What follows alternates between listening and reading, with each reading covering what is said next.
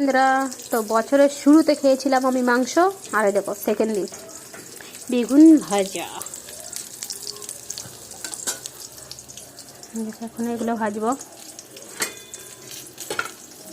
আর ডাল আর আলু ভাতে দিয়েছি, আলু ভাতে। আর কালকের অবশ্যই একটুখানি তরকারি আছে, সেটুকুনি।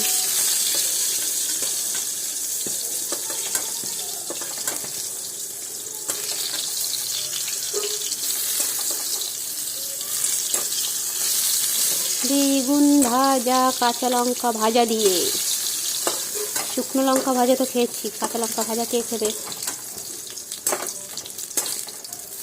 শুকনো লঙ্কা ভাজা দিয়ে খেতেও হেভি লাগে, আমার তো লাগে, জানি না তোমাদের ভালো লাগে কি লাগে না।